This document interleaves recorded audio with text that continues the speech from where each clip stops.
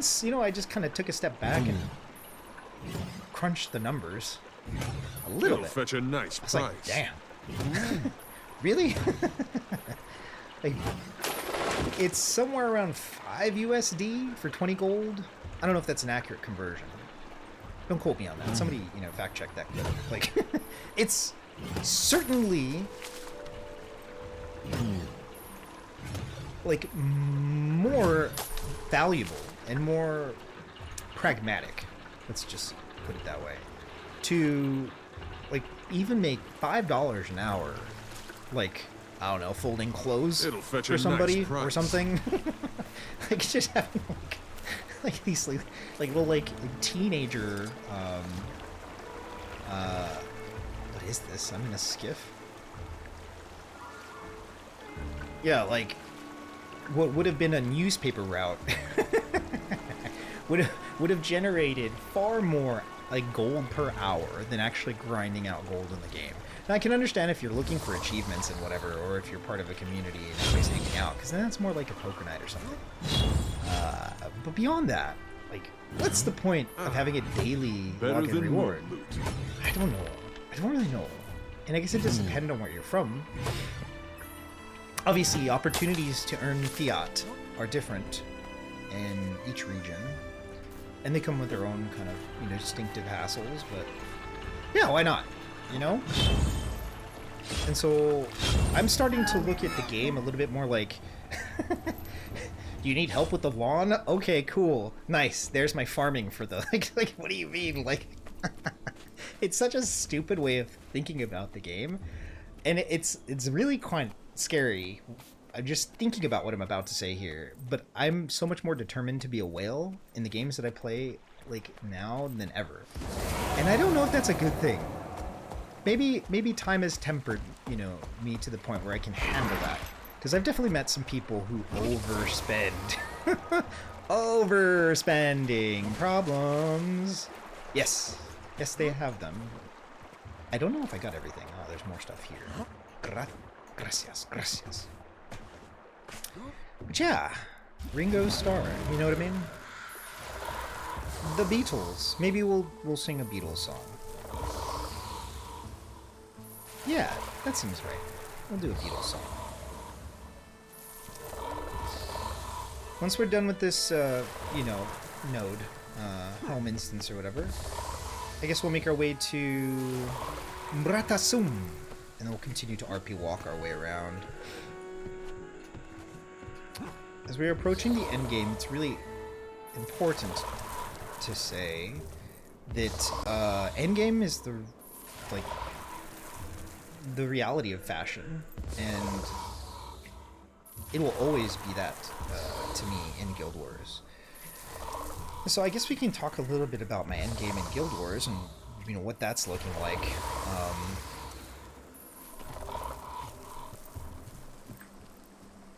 Developing an eye for fashion has to do more with the options and the opportunity to collect those options than it does to actually looking good, in my case anyway. And I do highly recommend, you know, enjoying yourself some fashion. It's something that I used to take for granted. But there was a point in me playing this game where I was in a guild, and everybody was different and had different fashion. But there was one person in particular, who I won't name, and yeah, I hope they're doing well wherever they are. Their fashion was like Harry Potter lore. It was like it was like Lord of the Rings character development. Like, it was like, what is this? Who are you? They're like, yeah, I like it. I was like, yeah, I respect it. And I learned a lot from them.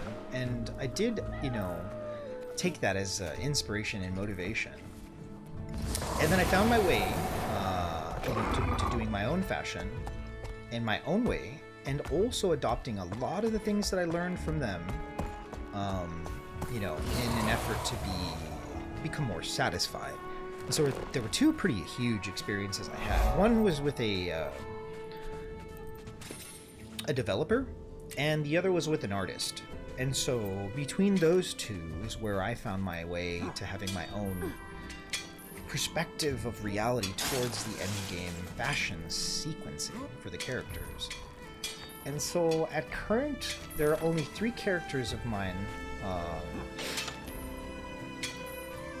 We won't talk about the alt. That Sweet recognize treasure. and that satisfy, or rather quench, the capacity that I have for complexity and sophistication as maybe a designer or somebody who cares about fashion. Now, why do I mention this? Well, I mention it because the paradox of choice, and getting back to something that I was originally on about, which is the topic, is it's more about access to resources, like monetarily, either game currency or IRL currency to whale towards, I don't have this, I want this. Let me give you an example. So this character, this look is essentially permanent. I might find a handful of things that would change the way I see this. Like, I could evolve the, aura or whatever, in some sense of, like, whatever, right? But this is essentially the look. Like, how do we get rid of that, actually? So we would just hide that, right? So this is the look. And I will probably never change this, like, color scheme. I will probably never change the armor. I'm just really satisfied, not only with the look, but also the character design, like the lore. I digress. So, as an example, right? Let's go to style here. And, we can go with, let's say Kaith's Crystal Bloom Sword. Because you can design an entire character around this. And then so, I don't have this, right? But let's say I did want to design around this. For some reason, my eye was caught, and I was like, I need this, How much is it? Well, it's 600 gems, right? 600 gems. If we were to convert 600 gems, 600 gems. So we have 800 gems. Let's custom exchange. 600. So 600 gems would cost me 222 gold. Let's be modest. GPM, consistently farming it. What is that? About 20 gold an hour. So we're looking at 11 hours. 11 hours of in-game farming in order to buy this one item, right? What? Who cares?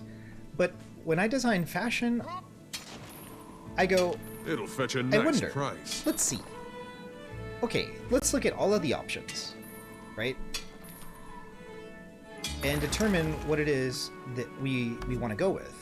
So let's say Kaith. Weapon skins. Kaith. So we got Kaith's dagger and Kaith's sword.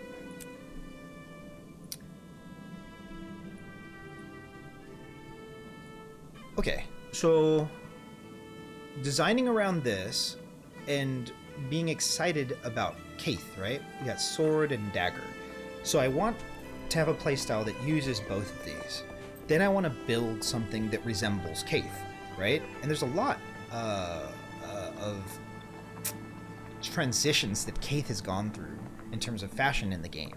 And so do I just want to verbatim some sort of fashion, prestige that character has already been able to establish in the game state, through the developers? Or do I want to be a little bit more ingenuitive in crafting a new concept?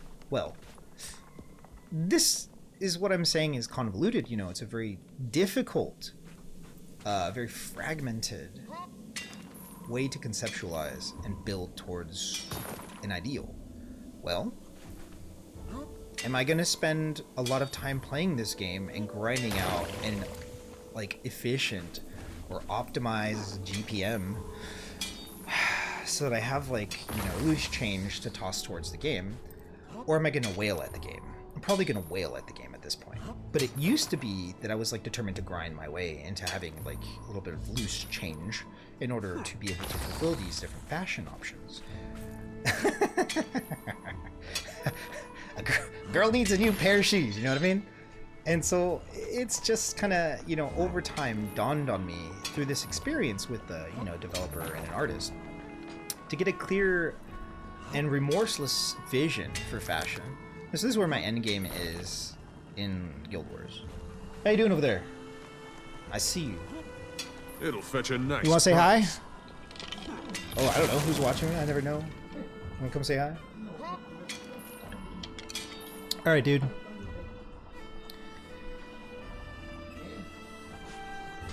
Take it easy. I mean, keep it down over there. What are you doing? I'm just kidding. Just kidding. Pick.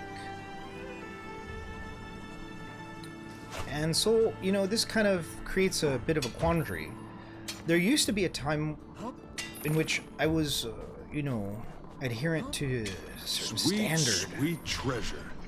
regarding APM, which enabled me access to, you know, a handful of groups who were, say, more than enthusiastic or optimistic about my presence and progression or clearing for raids. Back before strikes were released, let's say. Clearing, like a full clear of Wing 1 through 5, was very good gold, right? But it also secured like a very important aspect of why I play this game, which is the camaraderie and community. And so I want that back. But I'm gonna be honest, like, like scuffed is accurate when it comes to my DPS, right? Like, on the DPS that I represent, we're talking maybe 30k on Golem. And 30k on Golem is, it can be higher on rotation or, you know, phasing depending on the boss fight, right? So, like, you know, my experience to optimize burst is different than what the Golem will provide. I've always said I'd rather have somebody who understands mechanics, positioning, and rotations over, like, a player who's, like, you know, getting expensive food, has all the, you know, optimizations, let's say, in power Condi infusions or ascended gear. Like, a lot of the early raid clears I had was on masterwork gear. like on masterwork gear as a healer. And, like, obviously it's a little bit different because, like, a benchmark for, you know, oh, thank you. But let's move on from this topic.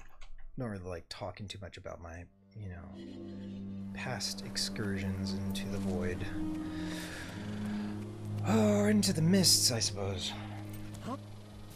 Karka? Karka. Let's find ourselves to Ratasun, maybe, instead. There's to Ratasun. We're going to be taking a little break soon, and we're going to be singing a song. And then at some point, we're going to go watch a film. We're going to watch, what is it called? I don't remember. I'll get around to it. But if I recall correctly, which I might not, let's see.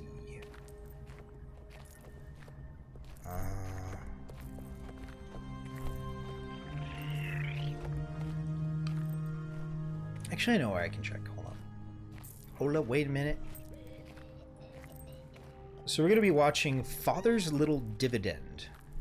And you can look up what that's going to be about. But it is, I don't know if it's a black and white film. It does have Audrey Hepburn, I believe. Or was it Elizabeth Taylor? I don't recall. I do not recall. Whoever is in it, we're going to watch it. It's about a 2-hour film, so I'm looking forward to that. And that's just strictly for content to post onto YouTube. Just kind of like, you know, it's like a easy, no-brainer pick. get some content, catch up with the YouTube uploads.